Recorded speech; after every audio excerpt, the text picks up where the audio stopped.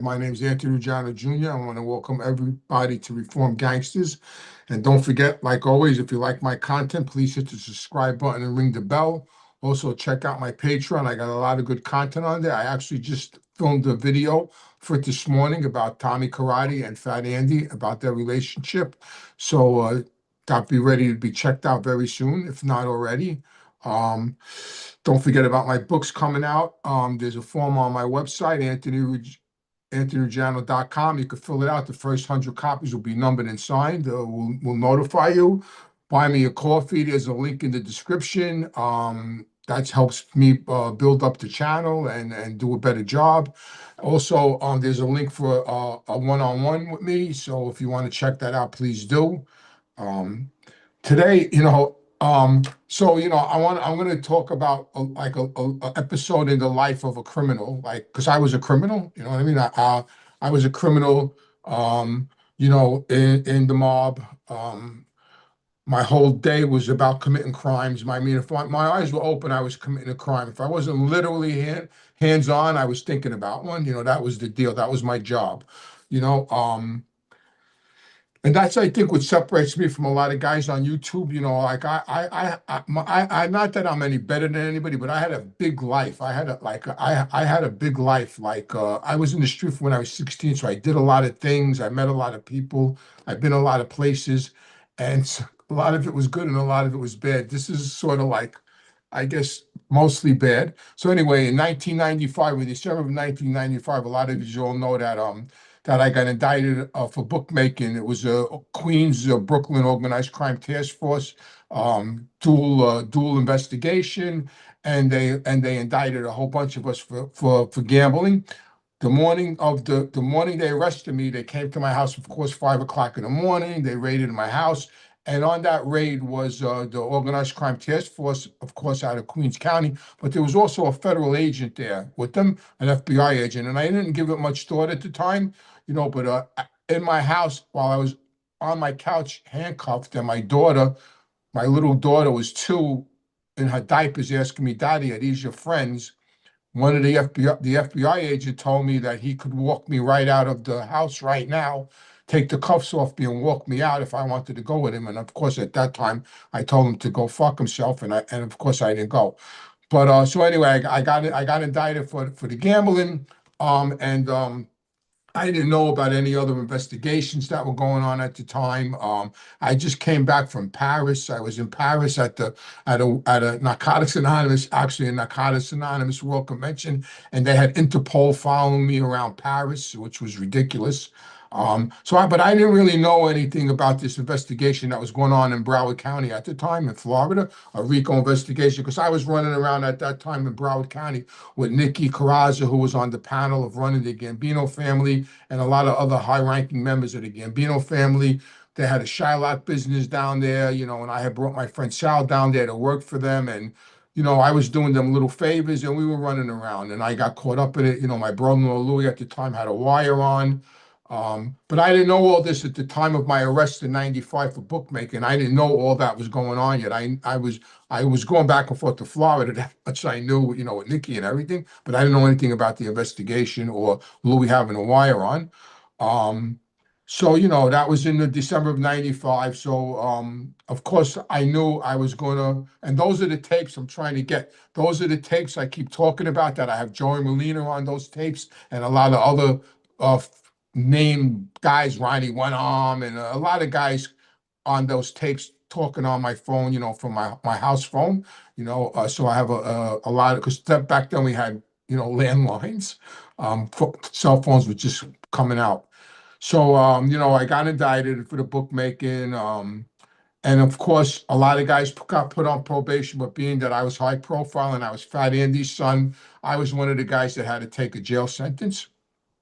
And I was a minor player in this thing. I was a runner, but I was hanging out with Ronnie Cigars. There was 2 main bookmakers. It was Frankie Mumbles from Brooklyn and Ronnie Cigars from Queens. Had 2 big major bookmaking offices, and they were both with Fat Andy and Tony Lee. So I got caught up in the middle of that. Anyway, so I took a plea, and I got a 2 to 4. I got a 2 to 4, and I remember I took a plea, and I told my lawyers, that I wanted to stay out for the '96 World Series because I wanted to take my son to his first World Series games. He was uh he was 13 at the time. Um, and they did. They kept me out for the World Series, and I turned myself in. Actually, the day after the '96 World Series ended, the Yankees won the championship, and the next day I surrendered to Queens Supreme Court, and I started my 2 to 4 year sentence. Um, this was my life, very, to me, it was normal, but to everybody, the world, it definitely was abnormal. So I turned myself in to the Queens House Detention. I stood there for about 30 days till I was state ready. And then from there, I went up to Elmira Penitentiary for reception. So when you go to reception, usually lay up there for a while until they send you to the prison you're going to do the rest of your time in. So now it's November of '96, maybe the beginning of December, and I had a routine. I had my own cell. I was trained and taught by my father, which I said many times, many, many years ago, from when I first did a bid. There's two things you could do in jail. Either you could go crazy or you could get a good book and kick back and relax because they can't stop the clock. And I always chose to get a good book and relax because I knew the clock was going to keep on ticking. So I was in Elmira. I had my own cell. I had a whole routine. I had my cell. I had plenty of food. I smoked at the time. I had a locker full of Marlboros. And my routine was in Elmira. The cells were kind of big, and they used to give you headphones, and you could plug the headphones into the wall of the cells were metal, actually, and you could plug the headphone into the wall and listen to TV shows because they didn't have TV.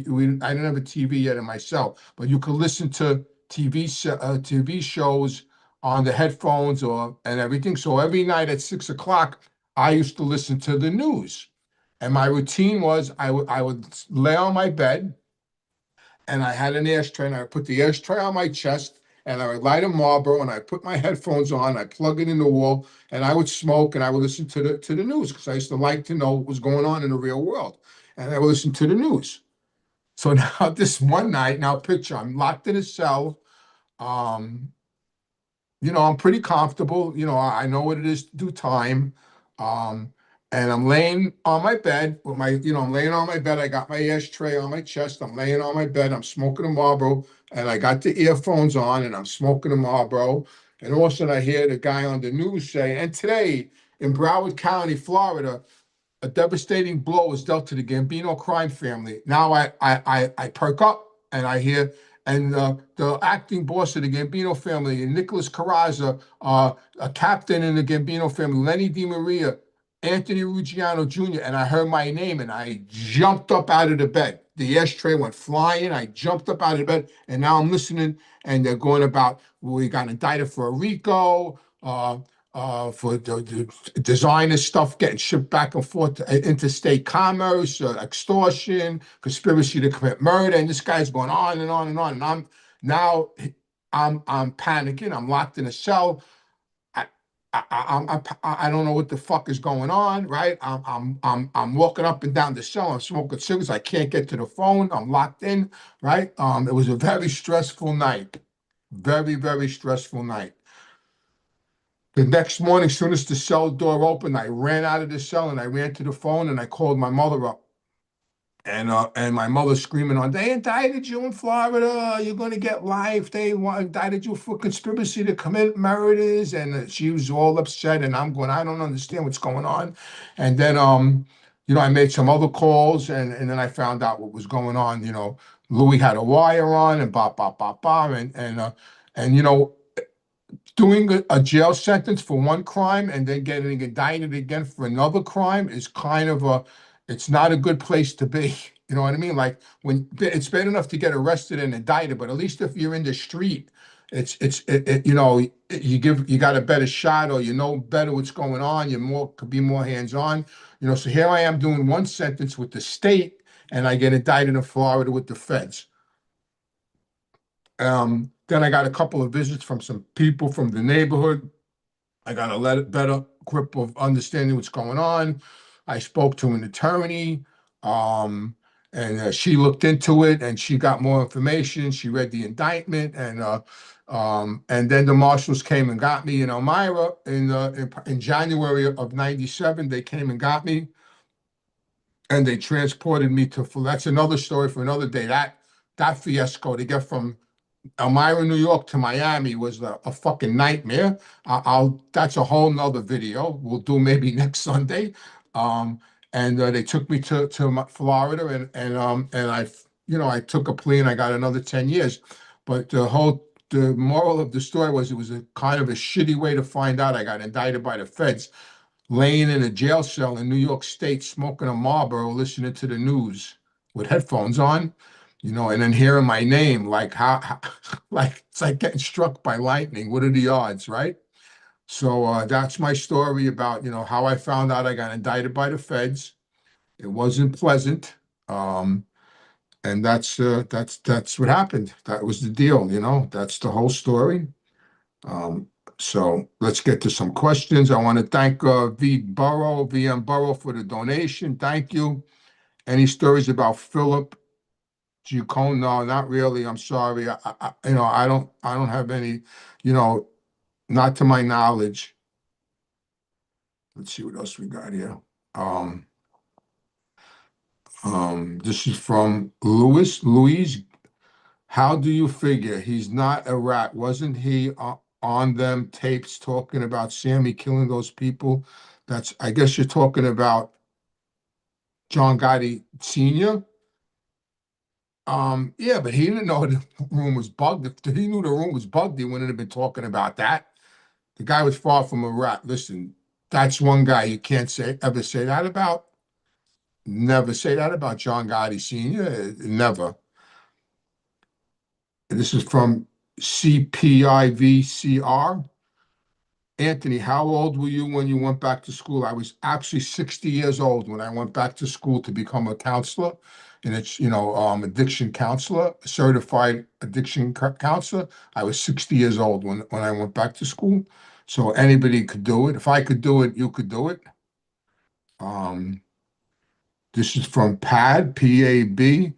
Isn't it weird how our streets here in Chicago and New York City and Philly were safer when the mob ran these cities than they are now? Well, it was different too. Don't forget, there was neighborhoods and communities. There's no more neighborhoods no more in Chicago and New York and Philly. There's no more neighborhoods and social clubs, and it's all gone now.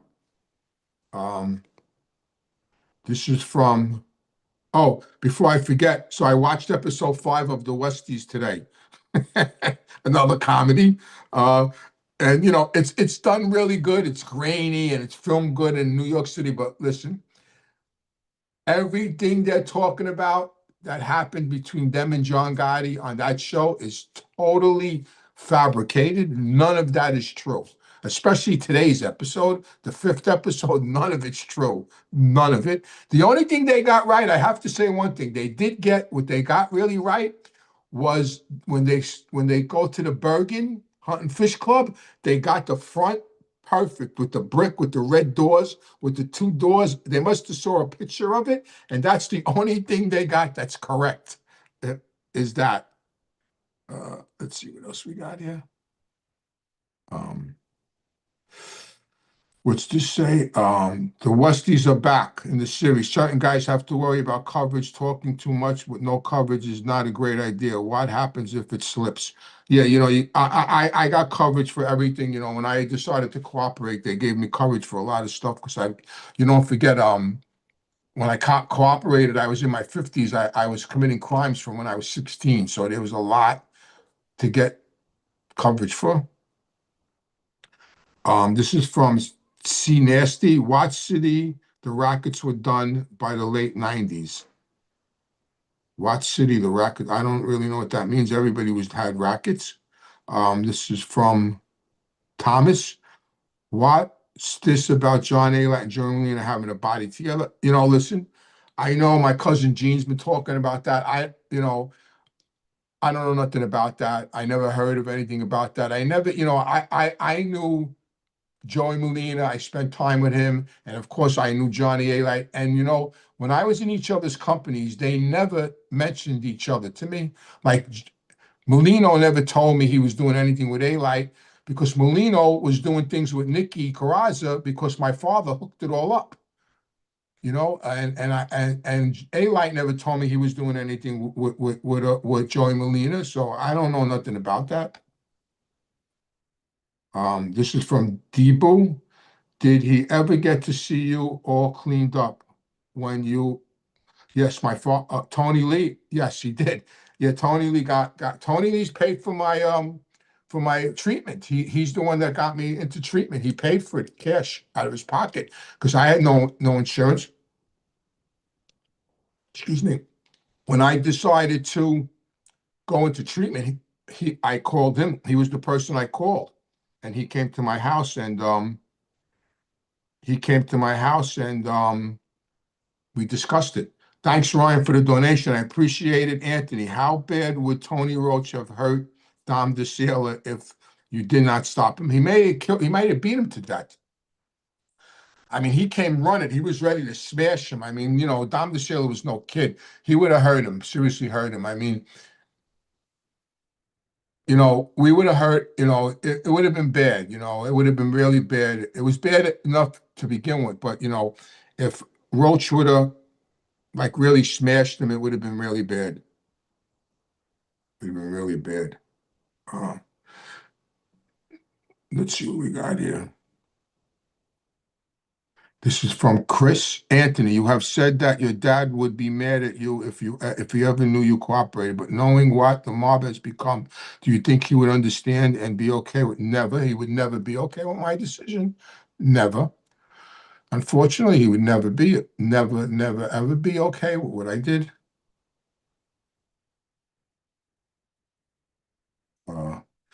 Oops, I just had something, I lost it. This is from the 3, 6, and 9s, Tony. That's awesome. At least you got to wait and take your son to the World Series. I'm feeling better. Thank you for asking. Thanks a lot. I appreciate that. This is from Ryan. Anthony, good to see you on a Sunday. Is it not worse to get pinched in Florida than New York just from the Southern law and order? Well, it's better to get pinched in New York if you're going to go to trial, because the juries in New York are a lot more liberal and more criminal leaning than Florida. That's why John Jr. got his case from Florida. That was the best thing that happened to him, and I don't even know how that happened when he got his venue changed up to New York when he got indicted in Tampa. Like, I don't know how the hell that happened.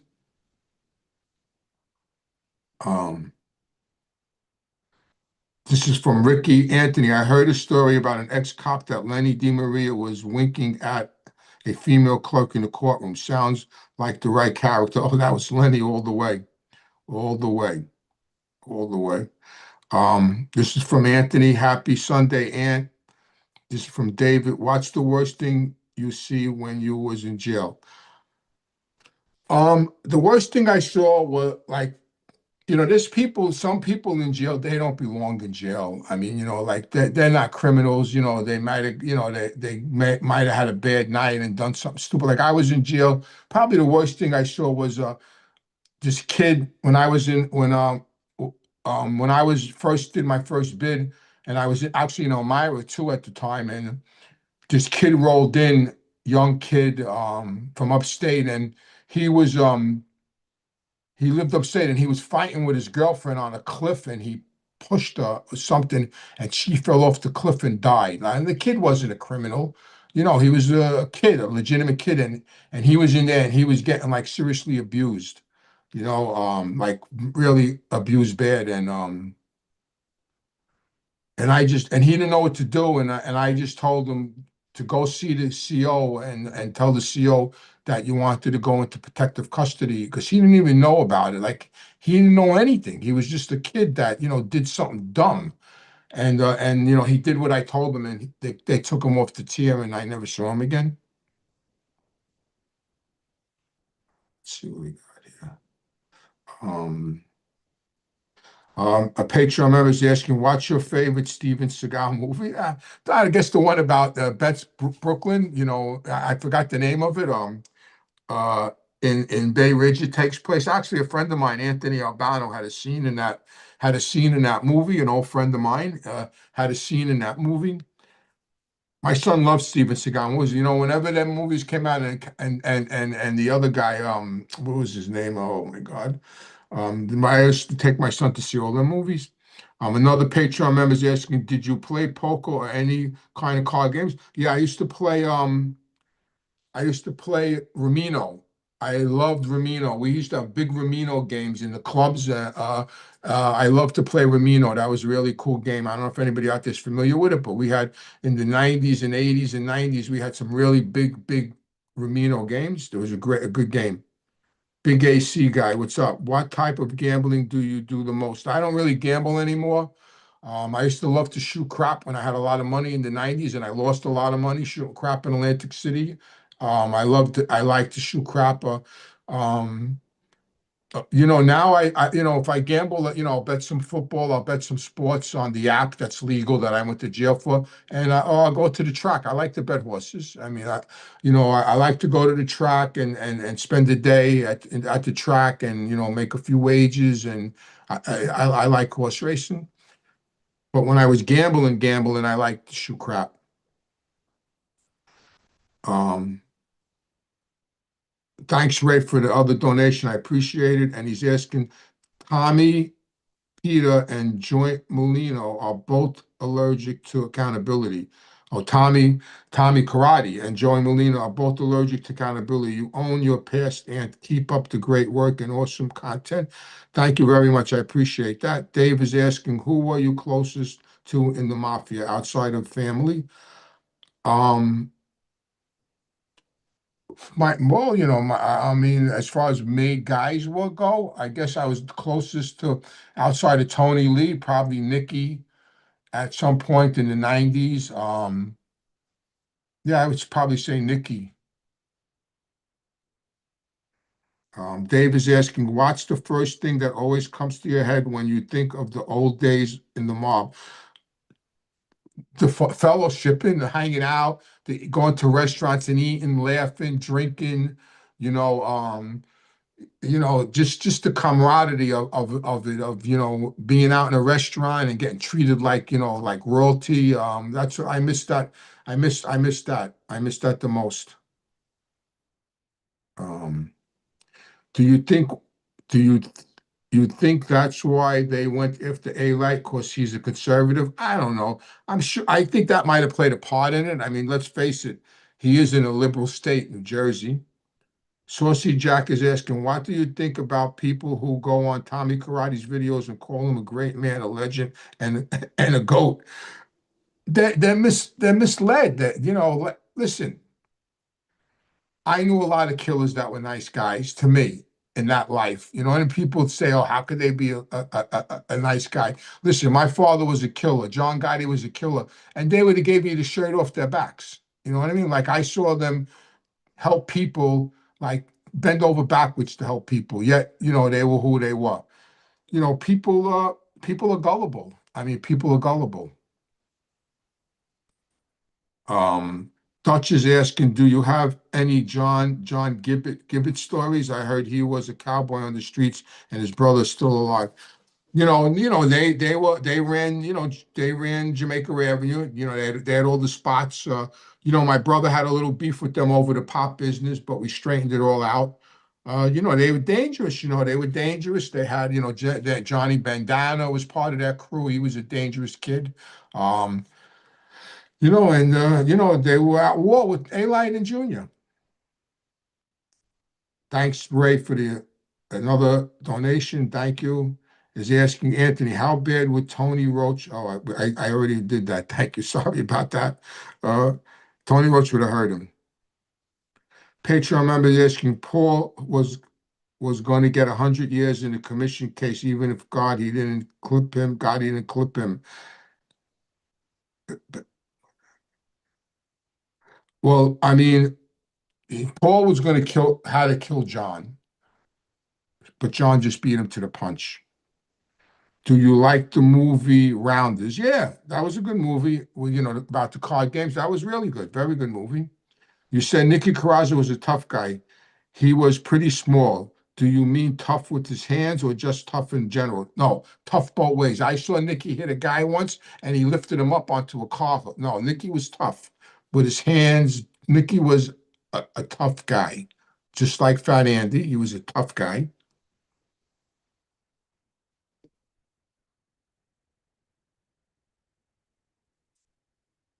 Thanks, Neil, for the donation. I appreciate it. Thank you.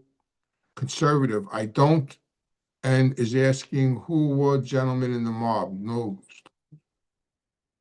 who was a lot of gentlemen in the mob. A lot of guys were gentlemen. A lot of guys. We were gentlemen. We treated ladies.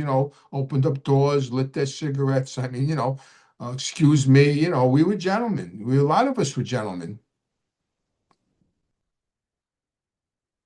For the people who don't know, could you explain what a 302 is? And if a 302 is generated, does that automatically mean you cooperated?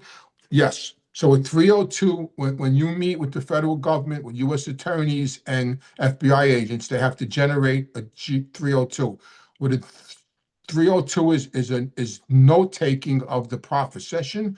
It's not word for word that's going on at the profit session, but it's an outline of everything that was discussed at the profit session. So yes, if there's a 302 that you generated, you met with the government. There might be 302s about you that other people told them. You could also be in a 302 by someone else proffering and giving your name or crimes you committed would be in a 302. But yes, 90, that's you cooperate. If there's a 302 that you generated, you pretty much cooperated. Is there anybody you knew who is a made guy, but you thought he shouldn't be in this life? Yeah, Greg De Palma, who hung himself. A lot of guys I knew that got straightened out. Guys' sons that got straightened out that weren't even criminals. Definitely, without a doubt, without a doubt. You know, when I first worked in a crap game on Gun Hill Road when I was a kid, and when I was like 18 or 19, there was this guy that I told the story before. He looked like a bum. I mean, he was like a bum, and he would just come up there every day, and he would get at the end of the day when they started giving out the pays, he would get a pay. And I didn't understand because every family had a piece of the crap game. I explained all this in another video.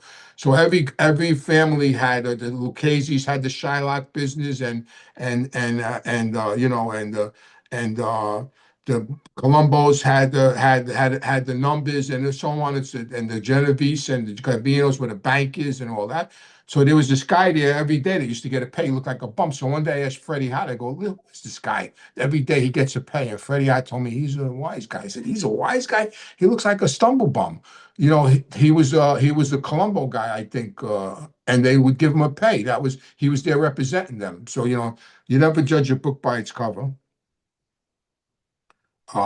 Frank is asking on Patreon, hey Anthony, did you play cards with my uncle Danny Ariola? How did you know him from just going to the bakery? No, I knew Danny since I was born. My father grew up with the Ariolas from East New York. I knew Danny I knew that whole family my whole life from when I was born. My father was great friends with them. They sent all the pastries when I had that thing and I told you the story when I had that thing in Art to Kill Correctional Facility when Jay came and sang at the Italian American Festival. Danny, they donated all the pastries. No, I know the Areolas my whole life. My father was very, very, very, and Tony Lee, very, very dear friends with them. I even think my Uncle Sonny might have been in the service with. They were good friends with my Uncle Sonny too. Now that I think of it, I think one of them was in World War II with my Uncle Sonny in the South Pacific, if I'm not mistaken. But they were very tight. The Areolas, my uncle, my father, they were very tight. Seda is asking, do you find it odd that the warden approved Tommy Karate for YouTube? Definitely. I can't believe they're letting him do that, even over the phone. I mean, it blows my mind that they're giving this guy a platform. I mean, and all he's doing is making up stories, fantasies. He didn't kill nobody. I didn't do this. I didn't. No, he didn't do nothing. I hope he's just doing it to have his daughter earn some money, which is honorable. We all want to help our children. we all definitely want to help our children. That's what parents are supposed to do, right? So, you know, we'll see what happens. Do you think Frankie DeChico warned John about Paul? I don't know. Uh, I don't think so. I think pretty much John had a lot of common sense, and they knew listen, once Paul asked for those tapes, the writing was on the wall. I mean, you had to be an idiot not to know what was going on. Ryan is asking Anthony, did you know Joey Cupcakes? He was in jail with us. I think there was a couple of guys that actually called Joey Cupcakes. I knew him. I knew him. How well did you how well did you know Jimmy Easy back in life? I didn't know Jimmy at all. I just met Jimmy recently when he came on my podcast and we did a show. I taped it. I haven't released it yet, but we're editing it. Um, I didn't know Jimmy at all. I guess that was all going on when I was away. I don't know. I didn't know Jimmy at all. And I don't understand why I didn't know him. I actually had a call when he first started doing what he was doing. I actually contacted Johnny A. Light before he got it to see if he knew him, and he did know him because they had a beef. His crew and they put Jimmy Easy in the hospital, and then he wanted to kill Junior, whatever the story may be. But I didn't know him from the street. Do you have a favorite mob YouTube channel other than your own? Oh, come on, I can't say that. I mean, you know, I can't tell you that. I can't say I don't have a favorite. I don't. There's some good ones and there's some shitty ones, but I don't have a favorite. I don't have a favorite. That's to put me on the spot with that question. Um, but I do like my own. Um, Thanks, Ryan, again, 260, 2687 for the donation. Thank you very much. You work hard on the channel for the sake of, thank you. I appreciate that. Thank you very much. Neil, thank you for the donation. And he's asking whose murder made Pops depressed or infuriated? Whose murder? None. That's none. I mean, I don't, I mean, my father felt bad that certain guys got murdered, like Tony Plate. He liked Tony Plate. He got clipped. There was guys that he liked that got clipped, but he always knew there was a reason for it. But I don't think it made him depressed or anything, or infuriated him. But I mean, he did feel bad for them because he was friends with them. Tony's asking Anthony, that story you told with Tony helping you with the treatment and the words he said, Sonny, I'm going to pay for this, but I think you're too far gone.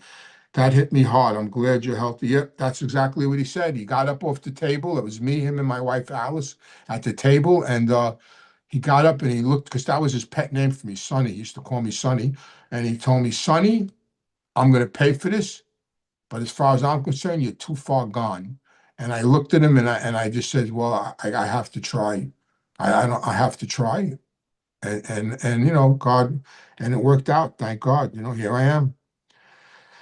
Joseph is asking, did you have any deals with the Hells Angels? No, I didn't, but I knew a couple of them from the Ritz. They used to hang out at the Ritz with us. They had a little spot up in the VIP section in the corner. So when you walked up the steps, the VIP was a U, and there was a balcony, and there was tables all around the balcony, and then there was room, and then there was a door where the VIP room was, and then in the corner, all the way around on the right in the corner was a bar. And I believe the bartender's name was Mikey. I'm almost positive his name was Mikey. And they used to hang out back there in that corner bar, And my brother used to go back there and drink with them and break their balls all the time. But they liked my brother. A couple of times they had to come get me to get my brother out of there because my brother was telling him, "Come on, my brother used to get a little lit up on alcohol, and he was dangerous when he got a little lit up on alcohol. So a couple of times I had to go back there and. But no, I never did any business with them, but I did interact with them only at the Ritz. Um, People are asking whether you'll be in New York on August 4th next week, and we'll be having lunch together if you like to come. Yes. So I'll be in New York Tuesday, this Tuesday. And if you want to have lunch with me, just email me at Anthony Ruggiano Jr. Anthony Ruggiano Jr. at gmail.com. And we'll try to we'll give you the information. But I will be in New York Tuesday, August 4th. And I will be available for lunch. I'm coming up there for a few reasons. It's my father's 100th birthday on August 16th, but I can't be there on the 16th, so I'm coming up this week to go to his grave, for his 100th birthday. He was born on August 16th, 1926, so that's 100 years ago. Imagine that, 100 years, oh my God. So I'll be coming up there for a few things, so I'm looking forward to it. Have I seen Vlad's recent interview with Gene, where he spoke about Angel Gotti trying to grift Vlad? I haven't seen it. I saw bits and pieces of it. I'm not a paid member on Vlad's channel. So I haven't seen it in full. But I will, I guess, when he releases it. But I saw bits and pieces of it. I saw that little clip, that little short today on YouTube about that, about Angel trying to grift him into getting Junior on there, and he didn't have Junior on there. Vlad's no dummy. Vlad's a sharp guy. I mean, look what he's accomplished. Um, I would like to go back on Vlad again sometime. I had a good time with him. I would like to do his show again. There's a lot of things him and I could talk about. Do you have a favorite Gotti living member? Well, I mean, I know, I mean, I would have to say Genie, but I know he don't, him and I are definitely not ever going to see each other. And if we do, it's probably not going to be good. So yeah, him and Vinny, always liked Vinny, the younger brother Vinny. I always got along good with Vinny. I always liked Vinny. He was crazy. But I have utmost respect for Jeannie. Jeannie, I always had respect for. Jeannie was always good to me. I always respected Jeannie. I always liked Jeannie. So I would say him. Dave said, "Happy birthday to my father. Thank you very much." Joe is saying, Tommy Karate did mention you recently. Anthony, yes, he did. And I put that video on my Patreon. So if you want to check it out, go to my Patreon. I got a brand new video up there. My memberships only start at $1. So check it out. Go check it out. And I did address that whole little snippet of him talking about his relationship with Fat Andy and what he had to say about me. George is asking, can you explain from the beginning to the end what sit downs look like? Who comes first? Who speaks first? What can you say and what can't you say? Stuff like that. So a sit down is just like a business meeting. It's to discuss and resolve a problem. If it's just soldiers, it could be just soldiers and associates. But if the soldier comes with a captain, if a soldier has a beef with another soldier, they usually come with their captains, and it's just a discussion over a problem, and they try to resolve it at the sit down. Most of the time, 90% of the time, it's resolved at the sit down, and you'll tell your side of the story, I'll tell my side of the story, to try to come to some kind of agreement, and then it's settled. If it's not settled at the sit down, then it goes to the next level. Then it goes to the Bagada. It goes upstairs, and then they'll make a decision. So yeah, it's just like a business meeting and a problem solving meeting.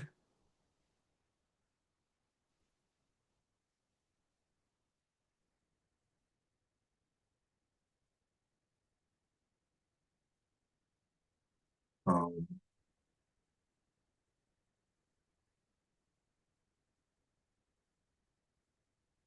369 saying Tommy Karate is disillusional. Seriously, he sounds shot. Yes, he does.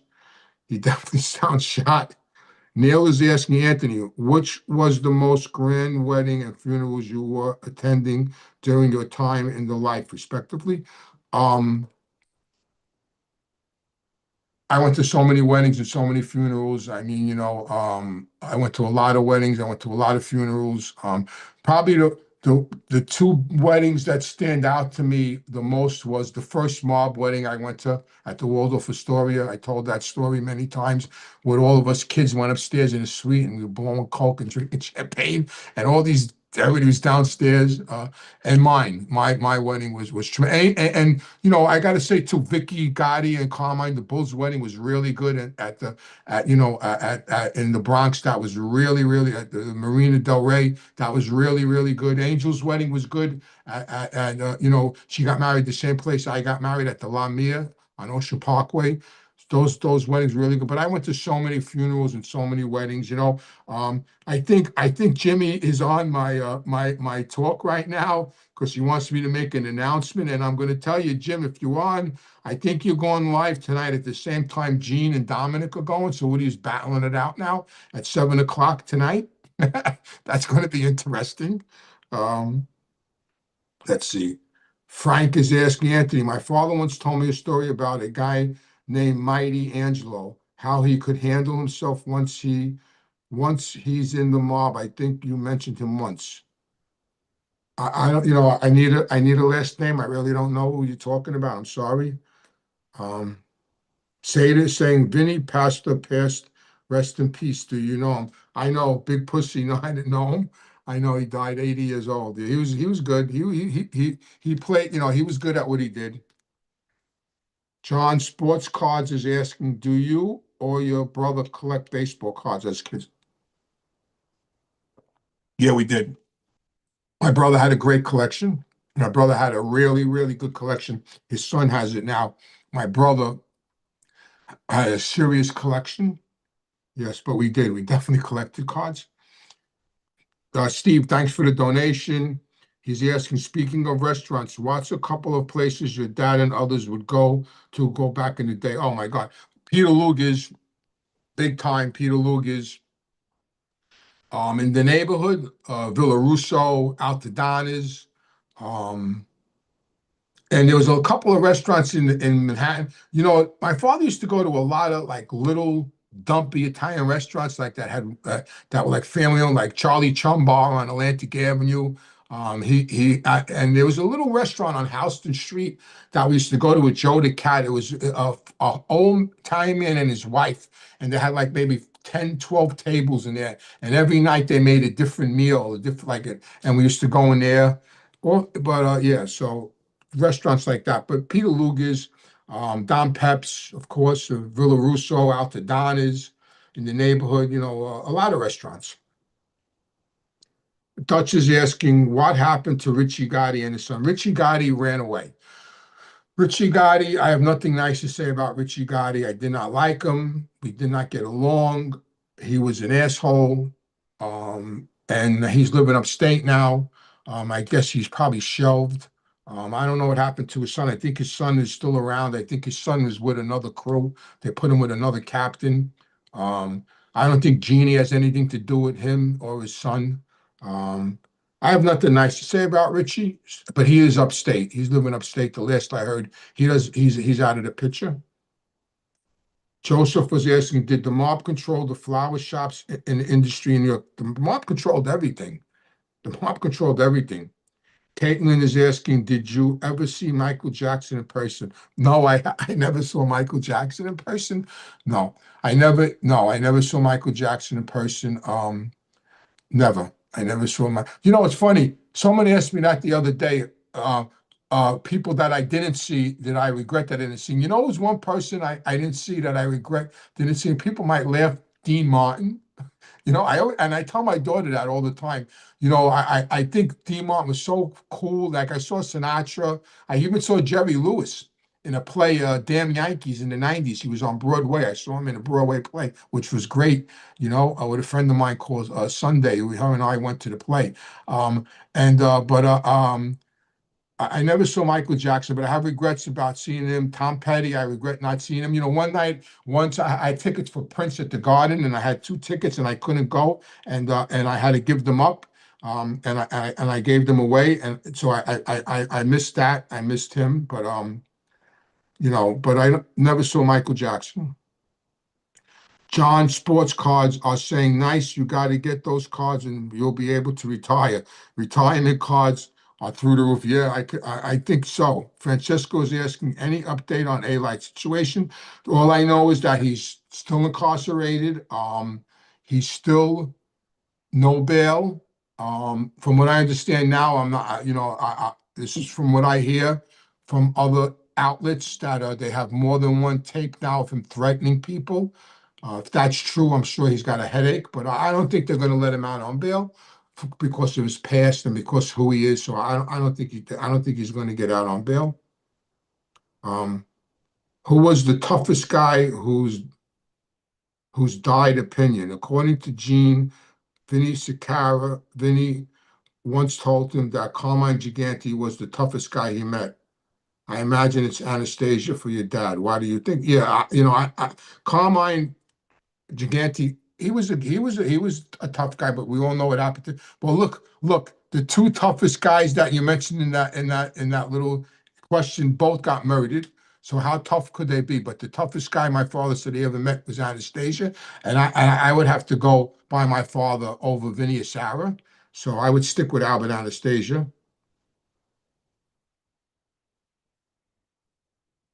So don't forget too, don't while you're out there, whoever hasn't gone on my Patreon channel, check it out. I got hundreds of hours of tapes of videos available now, including the most recent ones, which is the Mafia NYPD stories. I went on there with a cop, John A. Light behind the gangster, breaking Omerta. The Westies are back.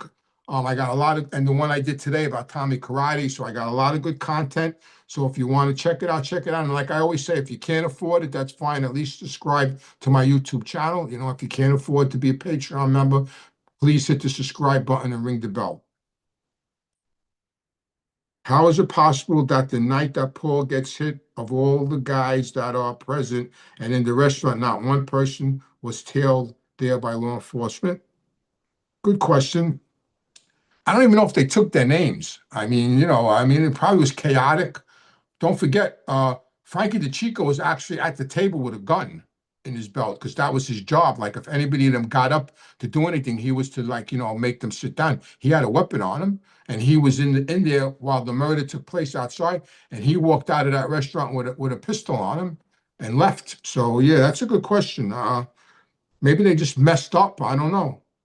Benny Russo thoughts on the Chin versus Gotti. Seems like the Chin was unmatched. The Chin wanted to kill John. Let's be real. John broke the rule, when he killed Paul. The Chin had no love for John. The Chin wouldn't even recognize Junior. When Junior first got straightened out, the Genovese family wouldn't recognize him as a friend. That's a fact. Like when John told the Chin that he straightened out Junior, the Chin told him, he's sorry. I'm sorry to hear that. I mean, literally. I think they straightened out their beefs after a while because, it was bad for business. But in the beginning, the Chin wanted John gone.